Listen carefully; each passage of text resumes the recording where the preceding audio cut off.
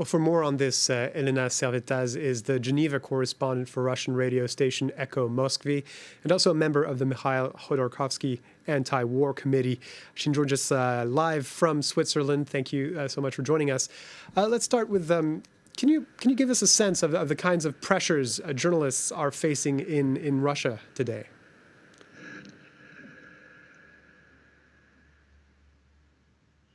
Of course, you present me as a journalist for Ekho Moskvy, but you may know that my radio was officially shut down. So officially, I am unemployed with Radio Ekho Moskvy, and it's not the worst case. 100. Even I should say maybe thousands of journalists today are leaving or already left Russia, and they're not left Russia for let's say London or Paris.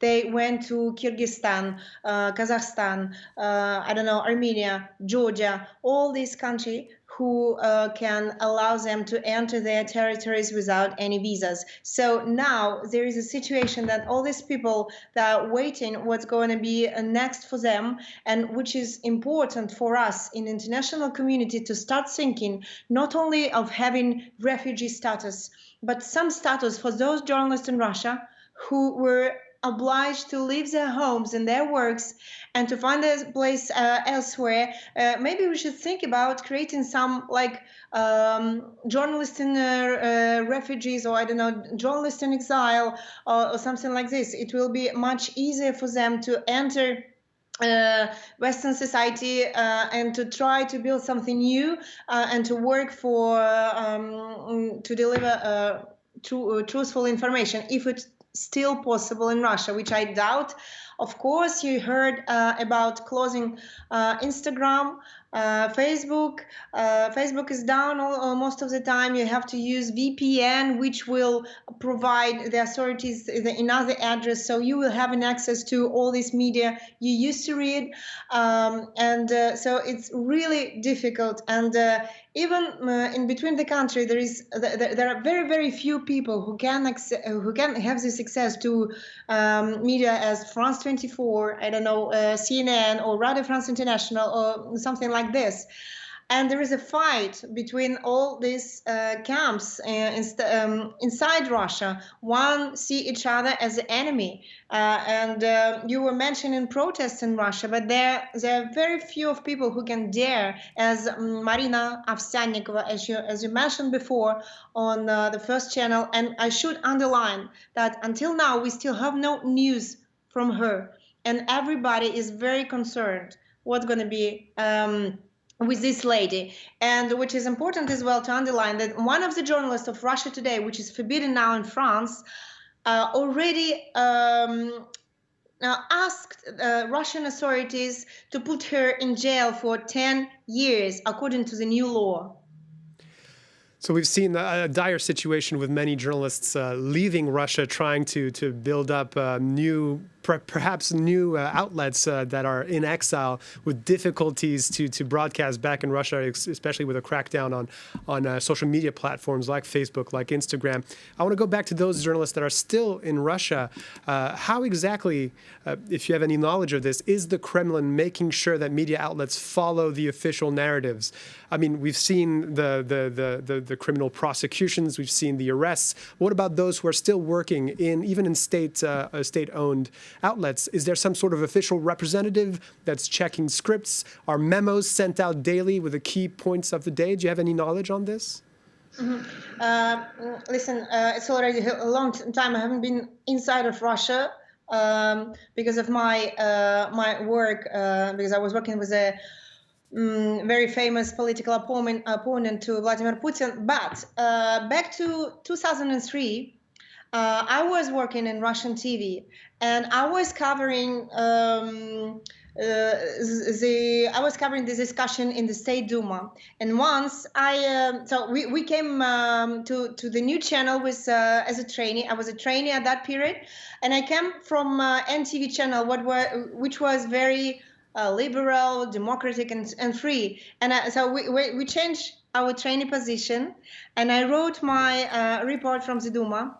And suddenly Editor-in-chief told me, no, you shouldn't go on air now. I have to read this to someone else. And apparently there was already in 2003, they were sending out text to someone in Kremlin or nearby to check if everything was correct. Now what's going on is it's very difficult to imagine, but maybe a few years ago Vladimir Putin had this discussion with head of press of state channels, so of course you can hear this rhetoric. And it's the same story each time they repeat the same words, the same narrative on every channel. It cannot be I don't know, created, but all these people, of course, everything was suggested and submitted as a official narrative. So this is for let's say pro-Kremlin part. As for independent journalism, you saw maybe 2 days ago, it was Novaya Gazeta, which is directed by Dmitry Muratov, who has a Nobel Peace Prize. His correspondent was in Nikolaev, and she described the atrocity and horror that you guys in Western country never saw. And what happened is that all these journalists have to censor themselves, otherwise they will also face these 15 years of jail. And so when you read her report, there is breaks with ... So and it's written here, we describe let's say Russian army position. Each time there is war pronounced by Ukrainian part, war, it's let's say dotted, and it's written like special operation. So it's very, very tough and very difficult to bring this information inside of Russia. And even if it was published, it's my private story. My mom, who read this story here in Geneva, sent it to her friend, the closest friend in Moscow, and she thought, please don't send it to me again. It's not true. We saw what happened in Nikolaev. Nothing of that never took place. So I asked my mom to stop sending news inside of Russia. Otherwise, you will you will break everything. The friends is no more friends, it's enemies, and also you can have troubles. An interesting point there. We just want to wrap up with one quick question. You said this is dangerous to have divergent voices officially, not just because of the prosecutions possibly by the state, but also because of social impacts. But nonetheless, these voices are still getting out. We're seeing that protest on live TV. Does that have any kind of impact on the wider population? And didn't get your question, please. Just the end of it. That protest that was live on TV with a placard, that kind of thing. Does that actually have an impact on the wider Russian population?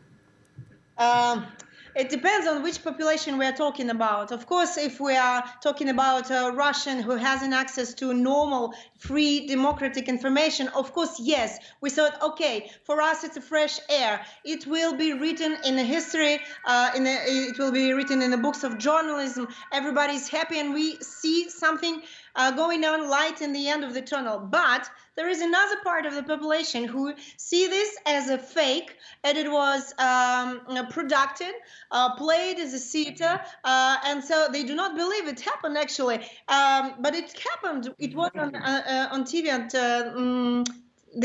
that very evening.